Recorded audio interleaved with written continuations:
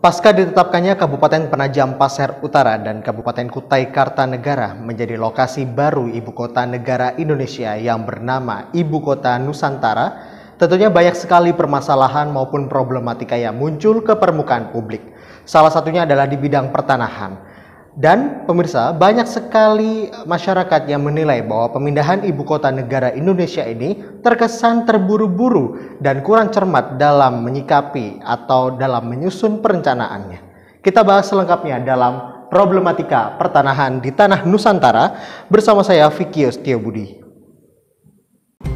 Hasil kajian-kajian tersebut menyimpulkan bahwa lokasi ibu kota baru yang paling ideal adalah di sebagian Kabupaten Penajam Pasir Utara dan sebagian di Kabupaten Kutai Kartanegara, Provinsi Kalimantan Timur.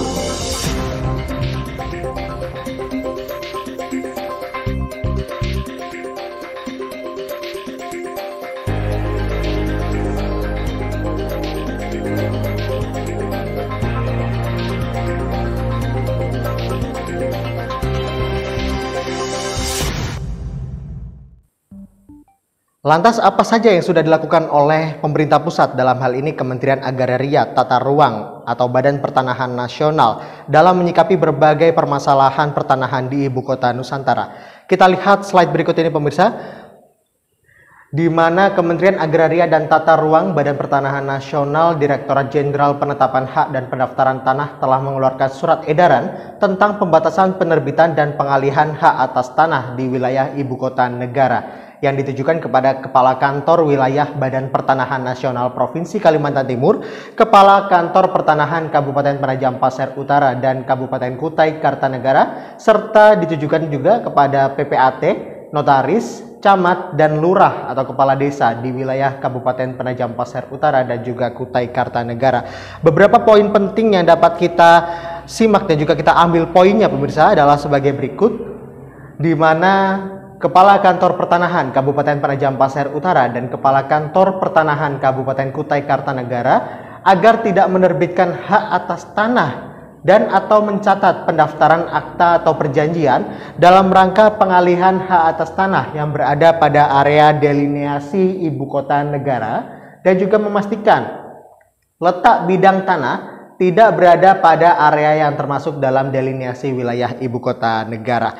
Dan selain itu, poin selanjutnya adalah PPAT, Notaris, Camat atau pejabat yang berwenang lainnya dilarang membuat akta perjanjian yang dimaksudkan untuk mengalihkan hak atas tanah di wilayah yang termasuk dalam delineasi Ibu Kota Negara.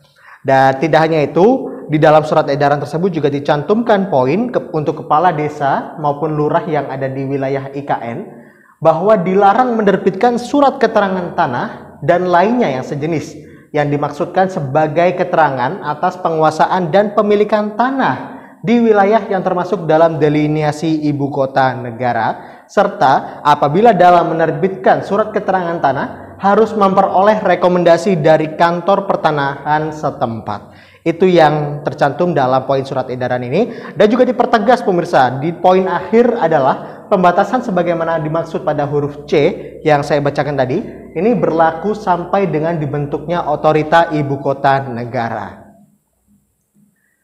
Dan hal ini pun ditindaklanjuti oleh Badan Pertanahan Nasional Kabupaten Penajam Pasir Utara yang mengeluarkan surat edaran kepada kepala desa maupun lurah sekecamatan Sepaku dengan perihal tindak lanjut PTSL tahun 2022.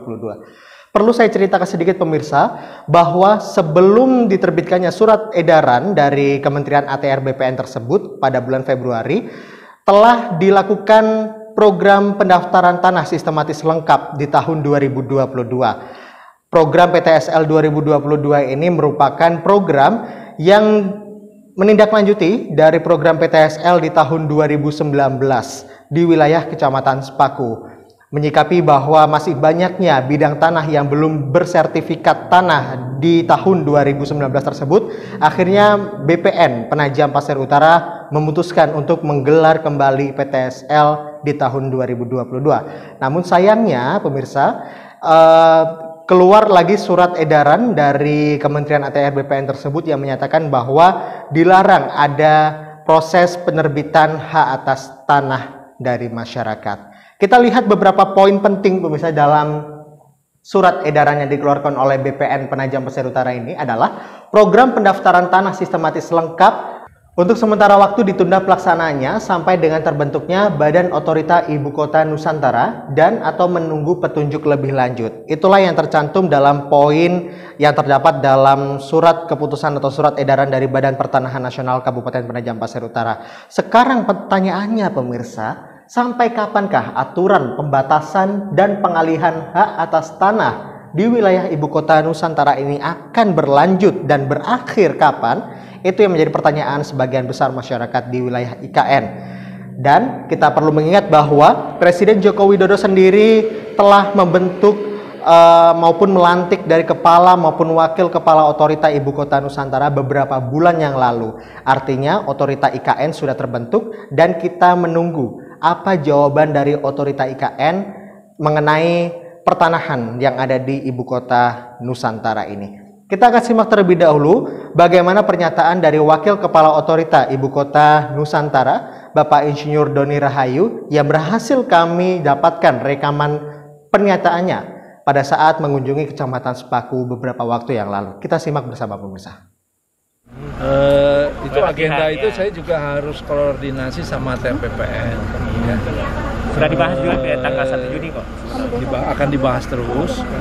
Jadi intinya sih sebetulnya kalau penataan kita berhasil, menjadi jelas sinkronisasi antara pembangunan IKN dengan dinamika yang ada, itu akan lebih mudah nanti. Sudah ada by name, by address yang nanti itu jadi basis kita untuk langkah kita. Target beres semua itu sekolahan kapan, Pak? Apa? Target lahan itu beres. Izin Bapak. Oh, prosesnya itu. Sudah cukup, Bapak. Ya, satu hal yang dapat kita simpulkan dari pernyataan Wakil Kepala Otorita Ibu Kota Nusantara, Bapak Insinyur Doni Rahayu, yang menyatakan bahwa saat ini masih dalam proses koordinasi antara pihak otorita Ibu Kota Nusantara dengan pihak Kementerian ATR BPN terkait persoalan tanah yang ada di Ibu Kota Nusantara. Satu hal yang perlu ditekankan adalah masyarakat ingin kepastian hukum terhadap tanah yang saat ini ditempati apabila masih belum bersertifikat.